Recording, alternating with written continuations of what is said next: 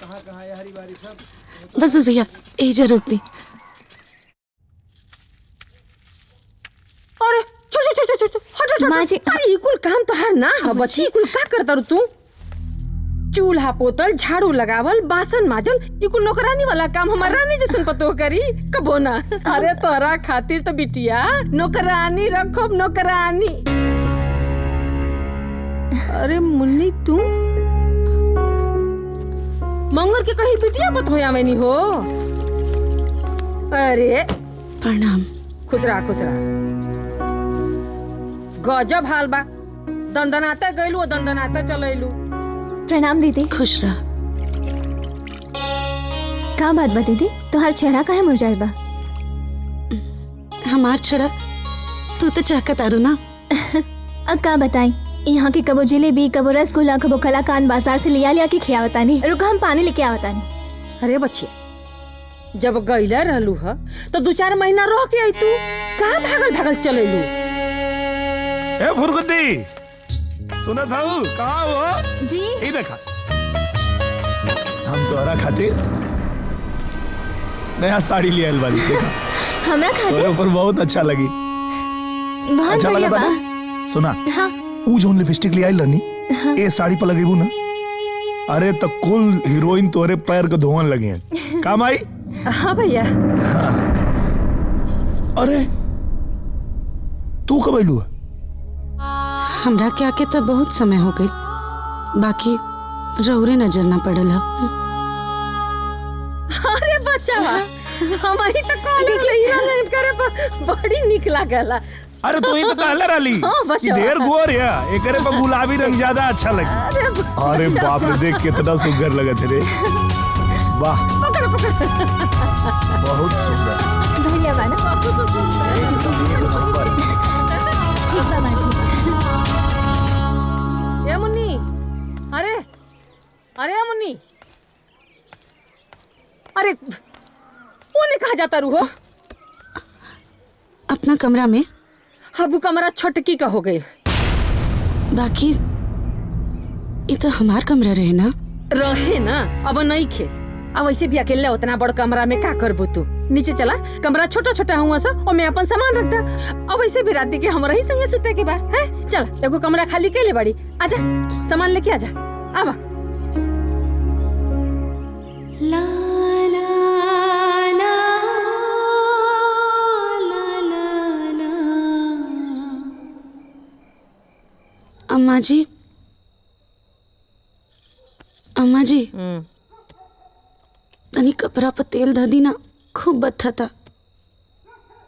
अम्मा जी, का रे? तनी तेलवा ध देती तो। अरे सुत जाई तू, रात के 12 बजे तेल वासल बाड़ू। ठीक हो जाए, सुत। नींद खराब करी इनकरा खातिर। ला ला ला ला ला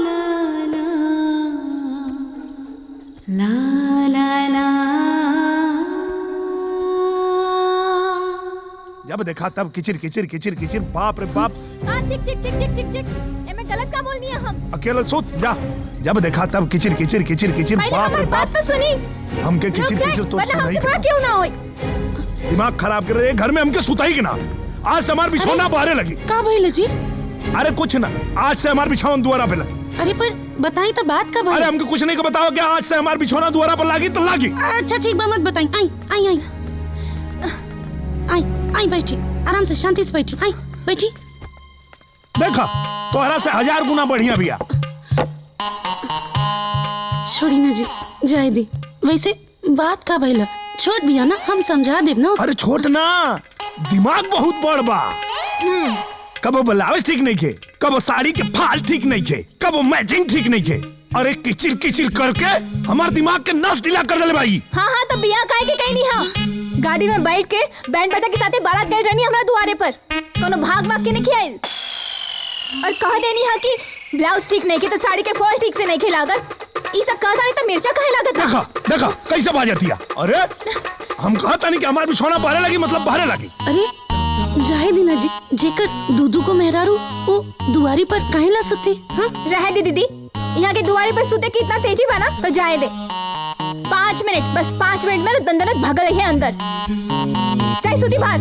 अरे आज तय के हम ना धून के आदमी बनाते।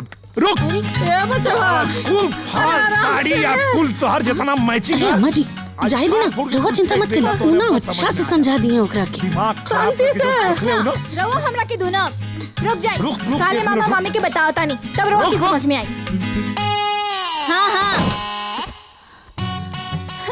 पुलिस के 4 डंडा ना सारा चर्बी उतार दे रहो। दिमाग खराब करके जो तू रख ले हो ना। ढेर ज्यादा रहुआ ना बोली ना तो ए जी सुनता नहीं कि खटियावा बिछौना कुल लगा देले बानी, अगर अच्छा से समझा के हो गई होई तो जल्दी जल्दी नीचे आ जाई। सुनता नहीं जी।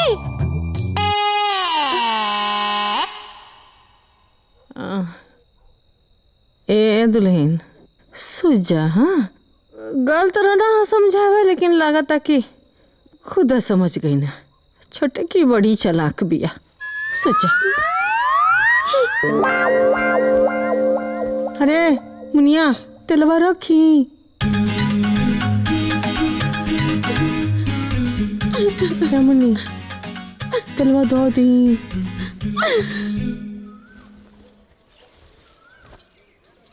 अम्मा जी एगो बात करे के रहे। हाँ बोला। उ कहा ना हम जब से बियाह के आयल बानी तब से उहे ऊपर वाला कमरा में रहत रहली।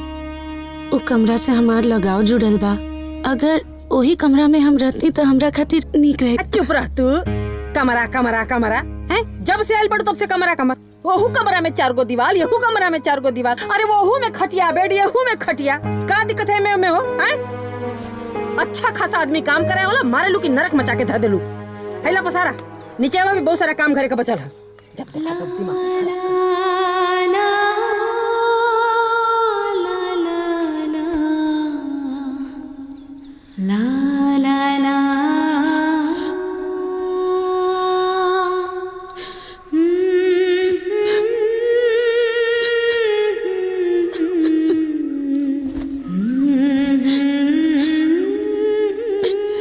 का भइल मुन्नी? काहे रोवा तारू? कब बताएं दीदी, हम खुद अपना हाथ से अपना ही गोड़ में कुल्हाड़ी मार ले बानी। हाँ आजकल घरवा में हल्ला गुल्ला सुने के मिलता। हमरा से तो अब बर्दाश्त नहीं के होत। अरे जब आपन मर्द रुमाल में दूसर कोनो सेंट लगावेला ना तो कोनो भी मेहरारू के बर्दाश्त ना होला, चाहे आपन सगी बहन काहे ना हो।